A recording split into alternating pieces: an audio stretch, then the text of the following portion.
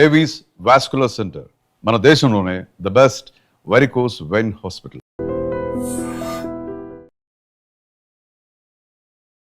నమస్తే, welcome to I dream inside politics with కవిత.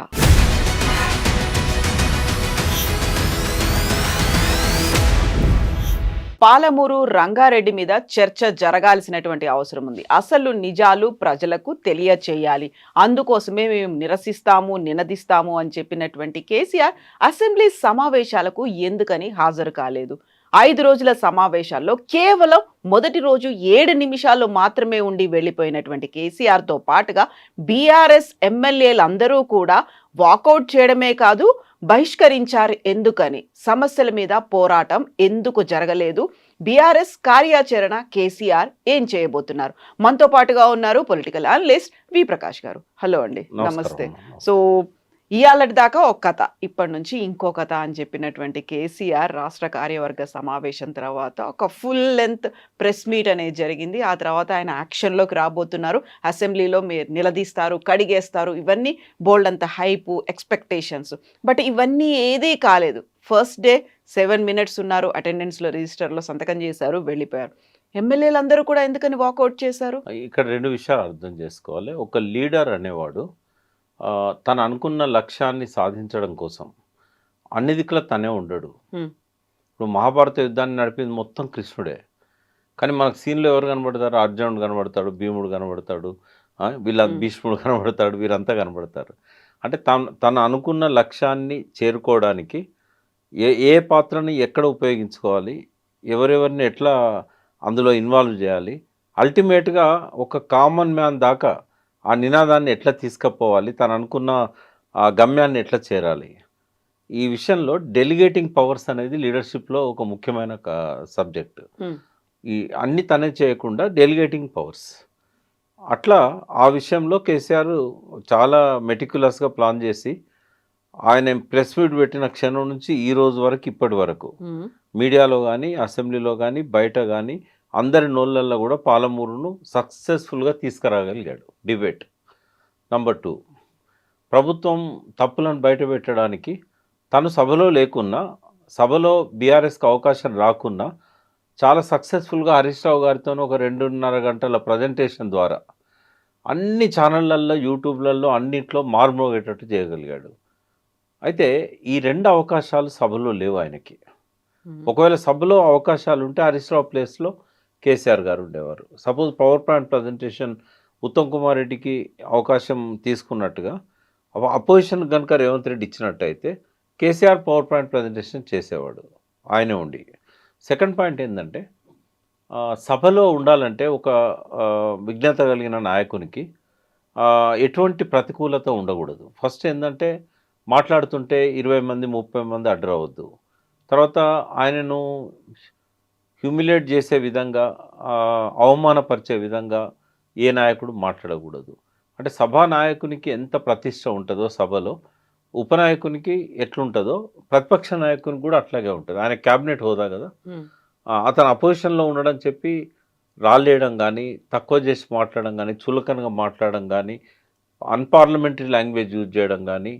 ఇంకోటి, assembly rules ప్రకారంగా ఏ వ్యక్తి ఇంకొక వ్యక్తిని నేరుగా అవమానపరచడమే కాదు, మాట్లాడడం కూడా సభా నియమాలకు విరుద్ధం.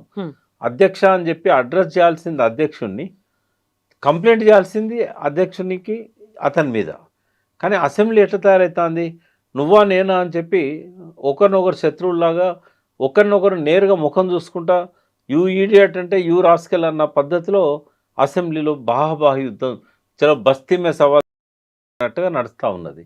తర్వాత అన్పార్లమెంటరీ కాదు, అడ్డమైన బూతులు మాట్లాడే వేదికగా మారింది అది. స్పీకర్ అంటే నాకు చాలా గౌరవం, ఎందుకంటే ఆయన చాలా నిజాయితీపరుడు ప్రసాదరావు గారు.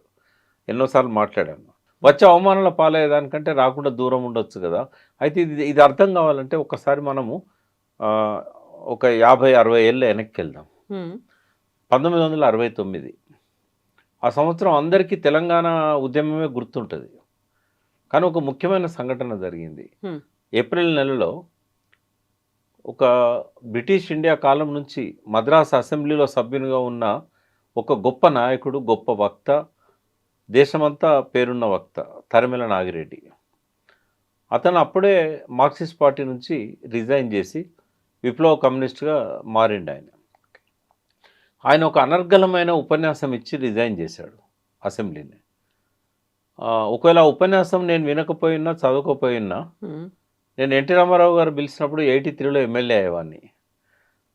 తరిమెల నాగిరెడ్డి గారి ఆ ఉపన్యాసం ప్రభావం ఇప్పటికి కూడా నా మీద ఉంది. ఆయన మాట్లాడిన మాటలు ఇంకా వినబడుతూనే ఉన్నాయి.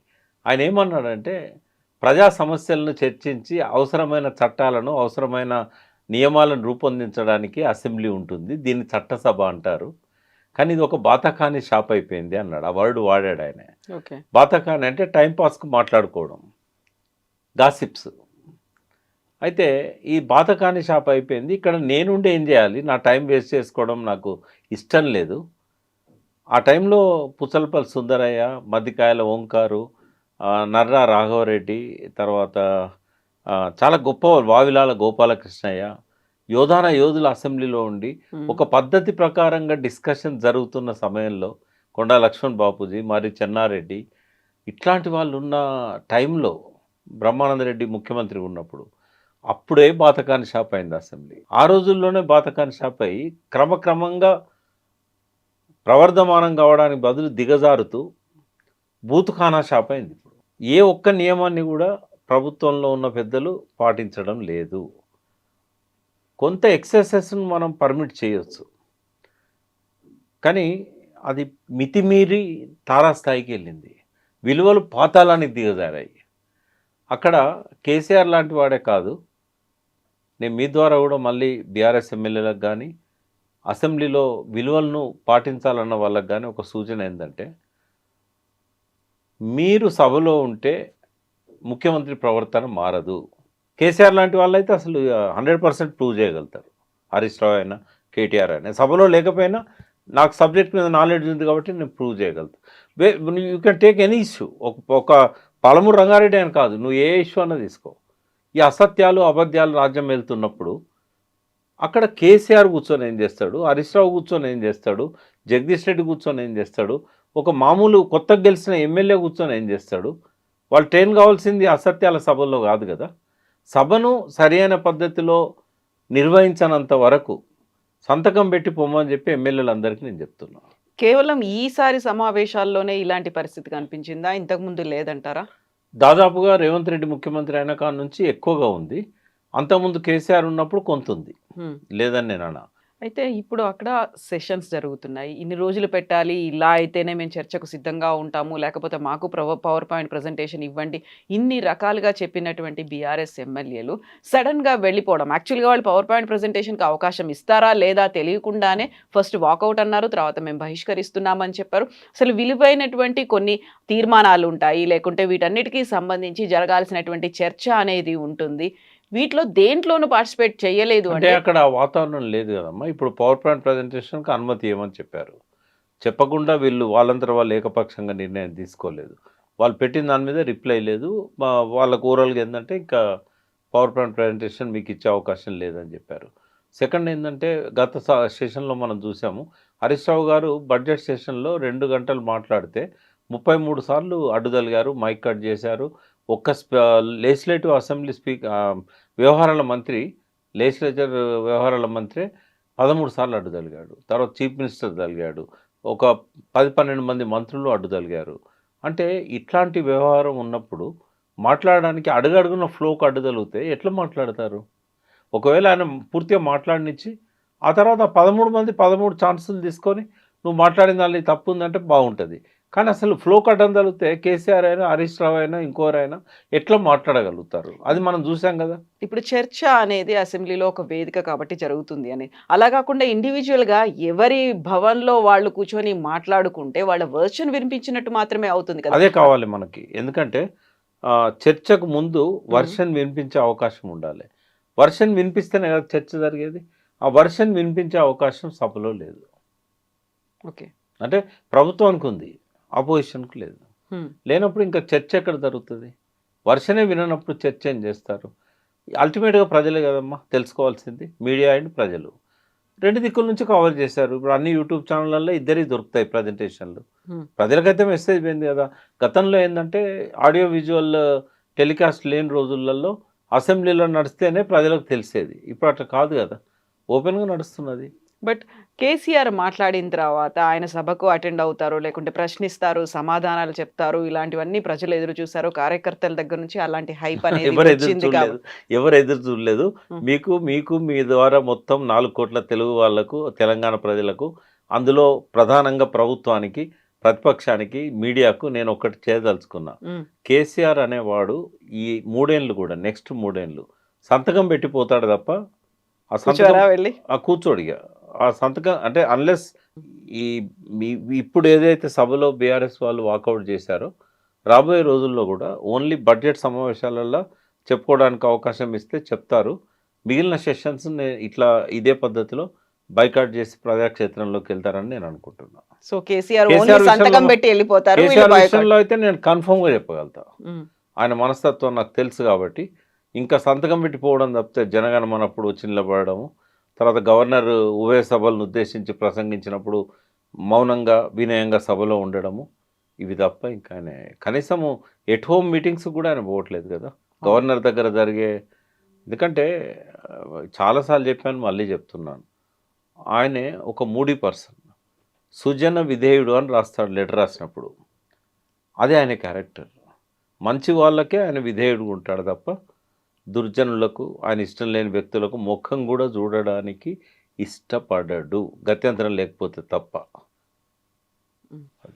అయితే ఇక్కడే కీలకమైనటువంటి ప్రశ్నలు చాలా ఉన్నాయి. అందులోనూ పాలమూరు రంగారెడ్డికి సంబంధించి ఉన్నటువంటి ప్రశ్నల్లో ప్రధానంగా ఆ ప్లేస్ని ఎందుకని మార్చారు? జూరాల దగ్గర కట్టాల్సినటువంటి దాన్ని మార్చాల్సినటువంటి అవసరం ఏముంది? అక్కడ ప్రభుత్వమే కాదు, కవిత కూడా అడుగుతున్నటువంటి క్వశ్చన్ అది. దానికి ఆన్సర్ అనేది వచ్చిందా? ఒక మాట అమ్మ, దానికి ఎవరో ఆన్సర్ ఇవ్వాల్సిన అవసరం లేదు. ఈ ప్రశ్న ఎవరి లోపలనైతే తలెత్తుతో కళ్ళు మూసుకొని ఒక 30 సెకండ్స్ ఆలోచిస్తే సమాధానం దొరుకుతుంది. ఇప్పుడు మీ ఇల్లు ఉంది, మీ అపార్ట్మెంట్ అనుకుందాం, అందులో ఒక 100 ఫ్యామిలీస్ ఉన్నాయి. ఈ 100 ఫ్యామిలీస్కి ఇంతకుముందు ఏదైతే చిన్న ట్యాంక్ కట్టిందో ఆ ట్యాంక్ సరిపోతలేదు ఆ నీళ్ళు ఇవ్వడానికి. ఒక గంట లోపలనే అది ఎగ్జాస్ట్ అవుతున్నది. పక్కన ఇంకొక పెద్ద ట్యాంక్ ఉంది. కనెక్షన్ మారుస్తారా? మారుస్తారు కదా. మనకు కావాల్సిన సోర్స్ అనేది ఎక్కువ రోజులు వచ్చేది, ఎక్కువ వాటర్ అవైలబిలిటీ ఉండే సోర్స్ కావాలి మనకు. కాకపోతే ఆ ఫ్లెక్సిబిలిటీ అనేది ఉందా, అక్కడ అవైలబిలిటీ అనేది ఉందా, ప్రాక్సిమిటీ ఇవన్నీ కూడా చూస్తారు, అండ్ ప్రయోజనాలు అనేవి కూడా ఉన్నాయి అనేది. దీని మీదనే ఒక 10 minutes మాట్లాడాలి.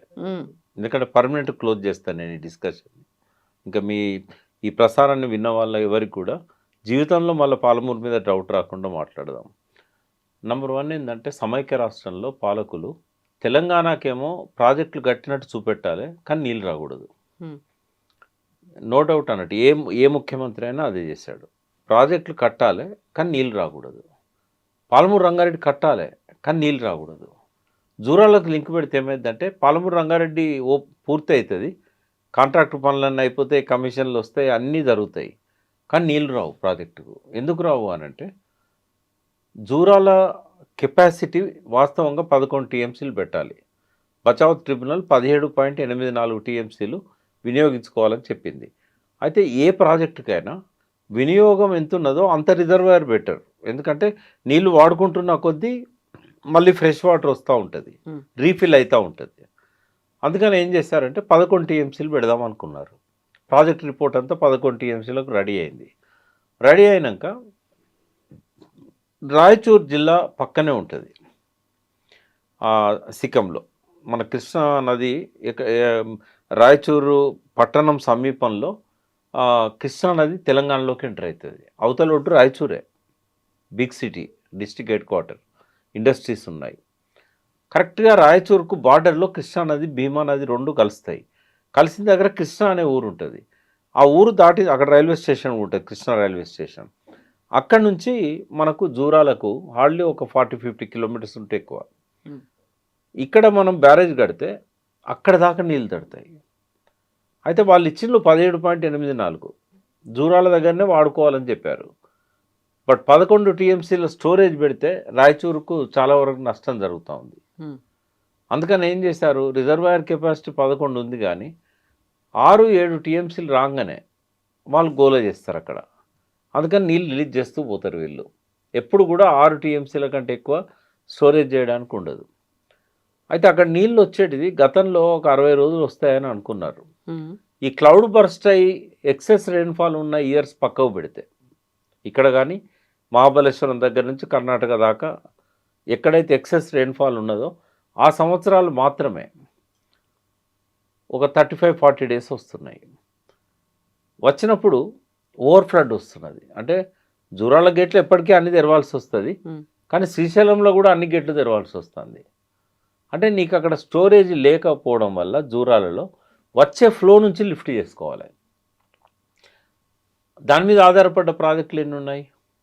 నెట్టెంపాడు ఉంది, 2 లక్షల ఎకరాల ఆయకట్టు. భీమా ఉంది, 2 లక్షల ఎకరాల ఆయకట్టు. కోయిల్ సాగర్ నది అదొక 60-70 వేల ఎకరాల ఆయకట్టు. జూరాలది 1,00,000 ఎకరాల పైన ఉంది, 1,02,000 ఎకరాలు. తర్వాత జూరాల ఆర్డిఎస్ లింక్ కెనాలు, మళ్ళీ ఆ లింక్ కెనాల్ ద్వారా ఆర్డిఎస్లో నీళ్ళు అందని ఆయకట్టుకు నీళ్ళు రావాలి. ఇవన్నిటికి కూడా సోర్స్ ఏంది అంటే ఈ 6 టీఎంసీల రిజర్వాయర్. పోనీ ఫ్లడ్ వచ్చినప్పుడు రేవంత్ రెడ్డి ఏదైతే అన్నాడో రోజుకు 3 టీఎంసీలు 4 టీఎంసీలు గుంచుతాం మేము అని అన్నాడు. ఏడ పోసుకుంటావు? రిజర్వాయర్లు ఎక్కడున్నాయి? నీకు అవతల సైడ్ అయితే అసలు రాయచూరు ఉన్నది, గద్వాల్ ఉన్నది, నీకు అసలు వీలే కాదు ఇంకా రిజర్వాయర్ కట్టడానికి. అందుకే ఆడ జాగలేకనే నెట్టెంపాడుకు చాలా చిన్న 2 కట్టారు.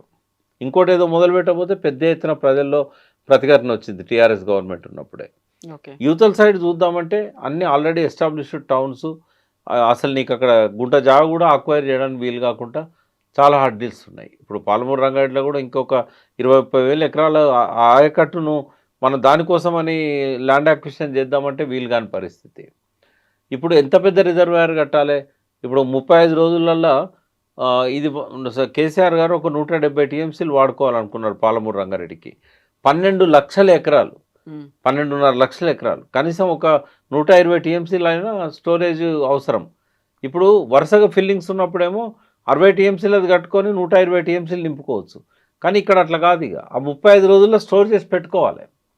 నేనేమంటున్నా, ఈ ల్యాండ్ అక్విజిషన్కు, రీహాబిలిటేషను, మళ్ళీ ఈ ప్రజలందరినీ ఎవాక్యుయేట్ చేయడము, ఇవన్నిటి బదులు ఆడ ఆల్రెడీ 300 టీఎంసీలు రిజర్వాయర్ ఉన్నది కదా, శ్రీశైలం ఉంది కదా. జూరాల్లో ఎన్ని రోజులు ఉంటాయి నీళ్ళు? హార్డ్లీ 35 డేస్ ఫ్లో ఉన్నప్పుడు ఉంటాయి. 35 డేస్ అయిపోయాక ఆడున్న 6 టీఎంసీలు అప్పుడున్న పంటలకే సరిపోతాయి. ప్రజెంట్ సిచ్యువేషన్ ఏం తెలుసా మీకు? కల్వకుర్తినేమో మోటార్ లాంచ్ చేసిళ్ళు, 3.5 లక్షల ఎకరాలకి ఇప్పుడు నీళ్ళు ఇస్తున్నారు కల్వకుర్తిలో రైట్ నౌ మనం కూర్చున్న టైంకి. యాసంగి పంటలు అంటారు. యాసంగి పంటలకు శ్రీశైలం నుంచి లిఫ్ట్ చేసి రిజర్వాయర్ నుంచి ఐజాన్ టుడే కూడా పంపులు పనిచేస్తున్నాయి. జూరాల దగ్గర మొత్తం బంద్ అయిపోయినాయి. ఎందుకు అంటే క్రాప్ హాలిడే ఇచ్చారు. మరి ఎందుకు అక్కడ జూరాల ఆయకట్టుకే క్రాప్ హాలిడే ఒకటే ఇయ్యలే? నెట్టెంపాడికి ఇచ్చారు, భీమాకి ఇచ్చారు, కోయిల్ సాగర్కి ఇచ్చారు, జూరాలకు కూడా ఇచ్చారు. ఒకవేళ అఫీషియల్గా వాళ్ళు జీవో ఇచ్చినా ఇవ్వకపోయినా నీళ్లు లేవు పంటలు పండించుకుందామంటే. మరి ఈ పరిస్థితి ఒకవేళ కనుక కేసీఆర్ పాలమూరు కట్టి ఉంటే జూరాల సోర్స్ నుంచి, వీళ్ళు ఎవరైతే అంటున్నారో జూరాల ఎందుకు మార్చారని, ఒకవేళ జూరాలను అట్లే ఉంచి కట్టి ఉంటే ఇవాళ పరిస్థితి ఏంది అంటే దాని సొంత 1,00,000 ఎకరాల జూరాల ఆయకట్టుకే నీళ్ళు లేక క్రాప్ హాలిడే ఇస్తే దీని మీద ఆధారపడ్డ 12.5 లక్షల ఎకరాల పాలమూరు రంగారెడ్డి నీళ్ళు ఎక్కడి నుంచి వచ్చేది? మరి కల్వకుర్తి పంపులు ఎందుకు పనిచేస్తున్నాయి అంటే హెవీ స్టోరేజ్ ఉందాడ. దాన్ని 307-8 టీఎంసీలకు కట్టారు శ్రీశైలం. సరే సిల్ట్ రావడం వల్ల కొంత తగ్గిపోయింది, ఇప్పుడు 240 దాకా ఉంటున్నాయి అది. మరి అంత పెద్ద స్టోరేజ్ పెట్టుకొని అంటే అది మొత్తం ఆంధ్రకు డెడికేట్ చేయాలనుకున్నారు. శ్రీశైలం అంటే ఆంధ్రది, అంటే నీకు శ్రీశైలం నీళ్ళు పాలమూరుకు తీసుకునే ఉద్దేశం లేదు. శ్రీశైలం నీళ్ళు పోవాలనే కదా. నీ పీరియడ్లో ఇది కంప్లీట్ చేసే ఆలోచన లేదు కదా. ఎందుకంటే కోడంగల్కు పాలమూరు నీళ్ళు పోవాలంటే మొత్తం పాలమూరు రంగారెడ్డి ప్రాజెక్ట్ అంతా పూర్తి అయితే తప్ప పోవు. అది టేల్ ఎండ్, అది టేల్ ఎండ్. టేల్ ఎండ్కు నీళ్ళు పోవాలంటే అన్నీ కంప్లీట్ చేయాలి. జూరాలను కూడా డైరెక్ట్ పెట్టలేదు. జూరాల నుంచి భీమాలో భూత్పూర్ రిజర్వాయర్ అని ఉంటుంది, అది భీమా ఆయకట్టు కోసం పెట్టిన రిజర్వాయర్. దానికి లింక్ చేశాడు. దానికి లింక్ చేయడం వల్ల జూరాల ఆయకట్టు రైతులతో గొడవ. అదొక అష్యూర్డ్ సోర్స్ కాదు. జూరాల్లో నీళ్లు ఉండయి, జూరాల కాపాడే ఇస్తే కోడంగల్ కూడా కాపాడే ఇవ్వాలి. కోడంగల్కు అష్యూర్డ్ సోర్స్ పాలమూరు రంగారెడ్డి ద్వారా అయితేనే శ్రీశైలం నీళ్లు నిరంతరంగా ప్రవహిస్తాయి. యాసంగి పంటలకు కూడా రిజర్వాయర్ కట్టుకుంటే సరిపోతుంది. దీనికి మరణ శాసనం రాసింది వెదిర శ్రీరామ్ అన్నట్టు, రేవంత్ రెడ్డి అన్నట్టు కేసీఆర్ కాదు, మన్మోహన్ సింగ్ గారు, సోనియా గాంధీ గారు విభజన చట్టంలోనే చెప్పారు ఆ మాట. విభజన చట్టంలోనే వాటిని డిస్టర్బ్ చేయొద్దని చెప్పారు. వాస్తవంగా కూడా చట్టబద్ధంగా మాట్లాడాలి మనం, రాజ్యాంగబద్ధంగా మాట్లాడాలి మనం అని అనుకుంటే మరణశాసనం రాసినా కూడా వాళ్ళ చేతిలో అంతకంటే ఏం లేదు అప్పుడు. ఎందుకంటే నెక్స్ట్ ట్రిబ్యునల్ వచ్చి ఆంధ్రకు తెలంగాణకు నీళ్ళను పంపిణీ చేసేదాకా మ్యూచువల్గా అనుకుంటే సరిపోతుంది, దాని చట్టబద్ధత ఉండదు. ఇప్పుడు అక్కడ 299కి సంతకం పెట్టిండా, 1000కి సంతకం పెట్టిండా అనేది క్రైటీరియా కాదు. అది 2 రాష్ట్ర ప్రభుత్వాల మధ్య ఉన్న తాత్కాలిక ఒప్పందము. తాత్కాలిక ఒప్పందం అన్నప్పుడు అది 1 ఇయరే ఉంటుంది. అలా రాసిళ్ళు కూడా 1 సంవత్సరం కోసం చేసుకుంటున్న ఒప్పందం. దాన్ని చేసుకోవడానికి 2 కారణాలు ఉన్నాయి. ఒకటి, విభజన చట్టంలో అట్లా చేసుకోవాలని ఉంది. రెండవది ఏంది, ఆనాటికి తెలంగాణలో 299 టీఎంసీలు వాడుకునే పరిస్థితి కూడా లేదు. ఆ పర్టికులర్ 2014-15 ఇయర్ కానీ 15-16 ఇయర్ కానీ మిషన్ కాకతీయ ఎప్పుడైతే పనులన్నీ పూర్తయినాయో 2020 వరకు పూర్తయినాయి. అప్పుడు 28,000 చెరువులను పునరుద్ధరించిండ్రు. ఇంకా ఒక 16,000 చిన్ననీటి వనరులను పునరుద్ధరించారు. అప్పుడు కొంచెం స్టోరేజ్ చేసుకోవడానికి, వినియోగించుకోవడానికి, కృష్ణా నీళ్ళను కొద్దిగా ఎక్కువ వాడుకోవడానికి అవకాశం వచ్చింది. ఫిర్బీ 200 టీఎంసీలే, అంతకంటే ఎక్కువ లేదు. తర్వాత 2017-18 నాటికి కలవకుర్తి, నెట్టెంపాడు, భీమా కింద, కోయిల్ సాగర్ కింద కొంత ఆయకట్టు వాడుకోవడానికి కొన్ని రిజర్వాయర్స్ కంప్లీట్ చేసుకొని, రాజశేఖర రెడ్డి వదిలిపోయినప్పుడు ఎట్లుందో కిరణ్ కుమార్ రెడ్డి మనకు తెలంగాణ ఇచ్చేదాకా కూడా, ఆ తెలంగాణ వచ్చేదాకా కూడా కిరణ్ కుమార్ రెడ్డి వరకు అట్లే ఉంది. గొంగడు ఎక్కడనేదో అక్కడనే ఉంది. రాజశేఖర రెడ్డి మరణించిన తర్వాత దానికి నిధులు ఇవ్వలేదు. ఇచ్చిన నిధులు కూడా కేవలం బిల్లుల పేమెంట్కే పోయినాయి. మళ్ళీ కేసీఆర్ వచ్చినాకనే ఆ ప్యాచ్ వర్క్, మిగిలిన వర్క్ అంతా కంప్లీట్ చేశాడు. సో ఆ 4 ఏళ్ళు పట్టింది. అంటే 2019 వరకు కూడా ఆ వాటికి నీళ్లు వాడుకునే పరిస్థితి లేకుండే. సో ఇప్పుడు వాడుకుంటాళ్ళు. బట్ ఎన్ని వాడుకుంటాళ్ళు? స్టిల్ 270-280. మరణశాస్త్రం ఎక్కడ రాశాడు? ఏ సంవత్సరం ఆ సంవత్సరం ఫ్రెష్ అగ్రిమెంట్. ప్రతిసారి కృష్ణా రివర్ మేనేజ్మెంట్ బోర్డు దగ్గర గొడవ జరిగేది. మీకు తెలుసు కదా, అసెంబ్లీలో వాకౌట్ చేస్తారని విన్నాం. కానీ ఒక ఐఏఎస్ ఆఫీసరు, నీటిపారుదల శాఖ ప్రధాన కార్యదర్శి, స్పెషల్ చీఫ్ సెక్రటరీగా ఆ రోజు ఉన్న రజత్ కుమారు కృష్ణా రివర్ మేనేజ్మెంట్ బోర్డు నుంచి వాకౌట్ చేశాడు. కారణం ఏంటి? 299 మేము ఒప్పుకోమని చెప్పేసి. వాళ్ళు ఏం చెప్పుకుంటూ వచ్చారు, మీరు వాడుకోవడానికి అసలు ప్రాజెక్టులే లేవు కదా, ఈ మొత్తం నీళ్ళు కూడా మీరు వాడుకోవట్లేదు కదా అని చెప్పి అడుపులు వేశారు. అందుకే ఈ ప్రాజెక్టులన్నీ కంప్లీట్ అయితే తప్ప పాలమూరు రంగారెడ్డి, వీటి మీద ఉన్న ఎత్తిపోతల పథకాలు దేవరకొండ ప్రాంతంలో మొదలుపెట్టినాయి, మహబూబ్నగర్ ప్రాంతంలో మొదలుపెట్టిన గుత్పా లాంటి ఇవన్నీ పూర్తి అయితే, గట్టు ఎత్తిపోతల పథకం, ఇట్లాంటివన్నీ పూర్తి అయితే తప్ప మనకు 299 కంటే ఎక్కువ నీళ్లు వాడుకునే అవకాశం రాలే. ఓకే, ఇప్పుడు ట్రిబ్యునల్ విచారణ జరుగుతుంది. దీనికోసమే కదా కేసీఆర్ గారు ట్రిబ్యునల్ కావాలని చెప్పి పట్టుబట్టి, ఉమాభారతి ఇరిగేషన్ మినిస్టర్ ఉన్నప్పుడు, జలశక్తి మంత్రి ఉన్నప్పుడు కొట్లాడితే ఆమె ఇవ్వకపోతే సుప్రీంకోర్టులో పిటిషన్ వేస్తే 3 ఏళ్ళు నడిచిన తర్వాత షెకావత్ గారు విత్డ్రా చేసుకుంటేనే మేము ఇది రెఫర్ చేస్తామని అన్నాక సెక్షన్ 3 కింద రెఫర్ చేసి ట్రిబ్యునల్ ఏర్పాటు చేయకపోతే శాశ్వతంగా మన హక్కులు పోతాయని చెప్పి పట్టుబట్టి పోరాడి సాధించింది సెక్షన్ 3 కింద కేసీఆర్. కాబట్టి ఆయన మీద అభండాలు వేస్తే, ఆయనను ఒక జలద్రోహిగా చూపెట్టాలనుకుంటే తెలంగాణ ప్రజలకు తెలుసు కదా 2014 ముందు ఎన్ని నీళ్ళు ఉన్నాయి, ఎంత పంట పండింది, 2014 తర్వాత పరిస్థితి ఏంది, ఇప్పుడున్న పరిస్థితి ఏంది. ఇప్పుడు మీరు ఆ కేసీఆర్ని జలద్రోహిగా చూపించాలనుకునేది కేవలం ప్రభుత్వం మాత్రమే కాదు, స్వయంగా తన కూతురే అంటున్నటువంటి మాటలు, కవిత అనే మాట, ఇవన్నీ కూడా బోల్డ్ అని క్వశ్చన్స్ ఉన్నాయి, ఆరోపణలు ఉన్నాయి, లేకపోతే అక్రమంగా ఇంటికి తరలించుకుపోయారు అనేటువంటి మాటలు చెప్పిన తర్వాత కేసీఆర్ స్వయంగా అసెంబ్లీకి రాకపోతే బీఆర్ఎస్ ఉనికే ఉండదు అనే మాట అసెంబ్లీ సెషన్స్ కంటే ముందు చెప్పారు. అసెంబ్లీ సెషన్స్ అయిపోయే రోజు తను చెప్పినటువంటి ఒక మాట, వ్యక్తిగా వెళ్తున్నాను, నేను శక్తిగా వస్తాను, కేసీఆర్ గురించి, బీఆర్ఎస్ పార్టీ గురించి, కుటుంబం గురించి, నేతల గురించి, అందరి గురించి చెప్పారు. సో ఇక్కడ బీఆర్ఎస్ పార్టీ ఉనికి లేకుండా పోతోంది అనేది కవిత చెప్పారు. బట్ అదే కవిత తన సొంత పార్టీకి సంబంధించి ఏర్పాట్లనేవి కూడా చేసుకుంటున్నారు కదా! సో, ఇప్పుడు బీఆర్ఎస్ పరిస్థితి ఎలా ఉంది? తెలంగాణ జాగృతి ఒక రాజకీయ పార్టీగా మారబోతుంది. దానికి సంబంధించి కమిటీలనేవి కూడా ఏర్పడుతున్నాయి. అంటే ఎవరైనా పార్టీ పెట్టుకోవచ్చమ్మా. హ్మ్. ఉన్న పార్టీలోంచి ఎవరైనా రిజైన్ చేయొచ్చు, లేదా బహిష్కరించబడ్డ తర్వాత వేరే పార్టీ పెట్టుకోవడానికి ఎవరికీ ఇబ్బంది లేదు. ఆమె వ్యక్తిగత విషయాల్లోకి నేను పోను. ఆమె వ్యక్తిగా వస్తదా? శక్తిగా వస్తదా? హ్మ్. ఆమె పార్టీ ఎట్లుంటది? ఆ విషయాల్లోకి నేను పోను గానీ, ఆమె చేసిన 2 కామెంట్స్ మీద నేను మాట్లాడతా. ఒకటేందంటే బీఆర్ఎస్ ఉనికి పోగొట్టుకుంటుంది అని అంటున్నది. ఉనికి లేకుండా పోతది ఉనికి కేసీఆర్ లేకుండా రాకపోతే. పోతది. అంటే అది ప్రేమతోని చెప్పిన మాట, లేకుంటే హ్మ్. పోతే బాగుండు అని మనసులో ఉన్న మాట ఆమెకే తెలవాలది. ఒక కన్సర్న్ ఉందనుకోవాలా అంటే లేదా? కన్సర్న్ ఉంటే ఇట్లా మాట్లాడరు గదా! ఆమె విజ్ఞతకే వదిలేద్దాం. అది ఆమె ఏ రకంగా అన్నది అనేది. అదే ఇంకో మాట కూడా అంది. ఇక్కడ ఏం చేసిండ్రని మీరు జాతీయ రాజకీయాల్లోకి పోయిన్రు, బీఆర్ఎస్‌కి ఎందుకు మార్చుకున్నారనేది. సరే అదంతా ఏందంటే బీఆర్ఎస్ ఎక్స్‌ప్లెయిన్ చేస్తది. ఎందుకు నా దృష్టిలో నేను సపోర్ట్ చేశాను. బీఆర్ఎస్ నాతోని కేసీఆర్ గారు గానీ, ఆ పార్టీ నాయకులు ఎవరు గూడా ఇది విస్తరించాలి ఈ పార్టీ, దీని మీద ఒక నిర్ణయం తీసుకుంటున్నాము. మీ హ్మ్. అభిప్రాయం ఏందని నన్నెవరు అడగలేదు. నేను I was the founder of TRS.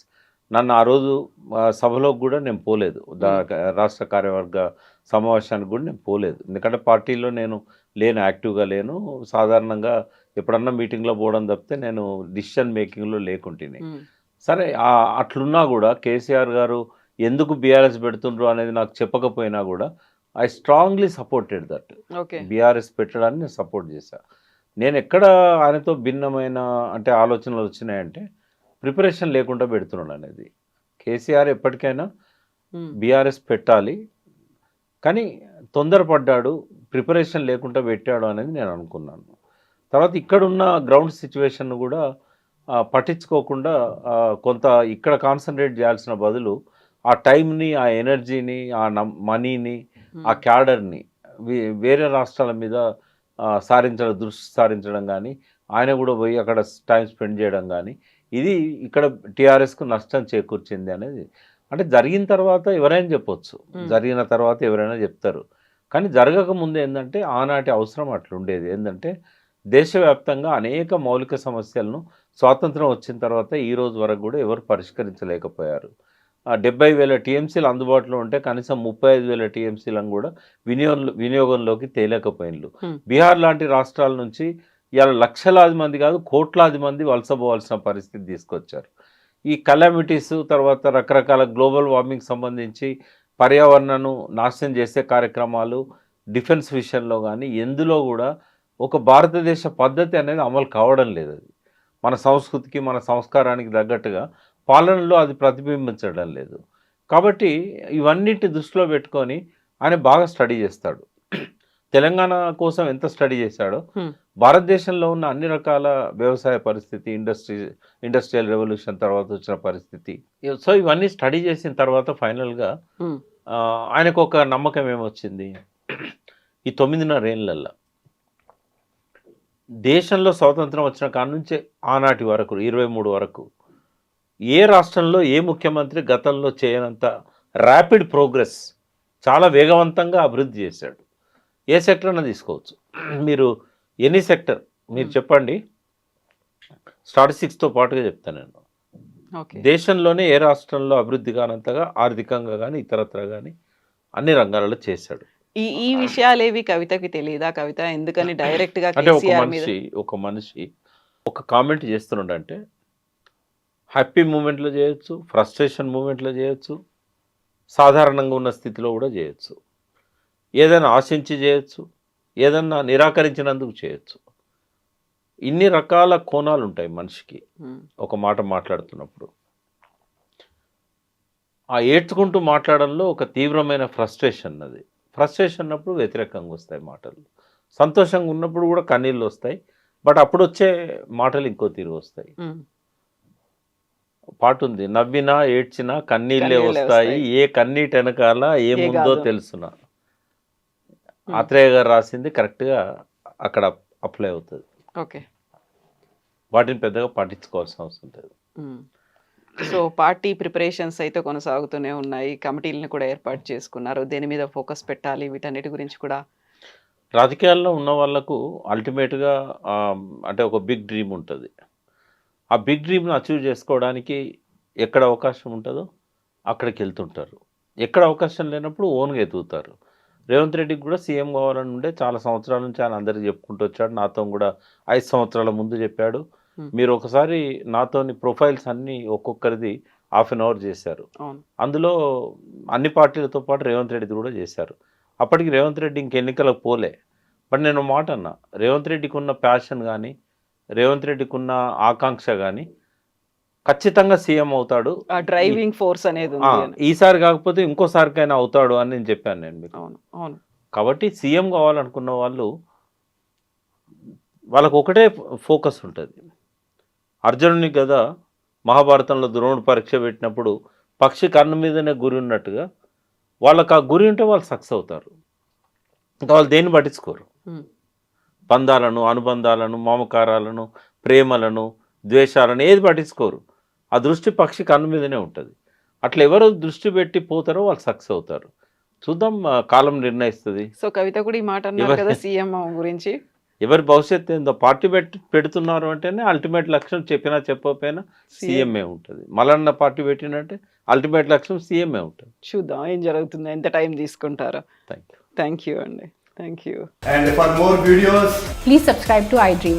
Please subscribe to iDream. Please subscribe iDream. And please subscribe to iDream. For more videos, subscribe to iDream. please like, share and subscribe to the channel. Congratulations, iDream.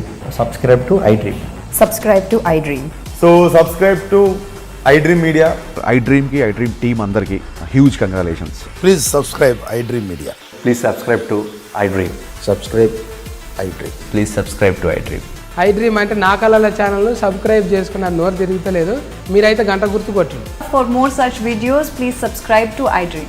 Subscribe to iDream. Please subscribe to iDream. Please subscribe iDream Media. Please do subscribe to iDream. Please subscribe to iDream Media. For best entertainment and information, please subscribe iDream. And don't forget to subscribe to iDream.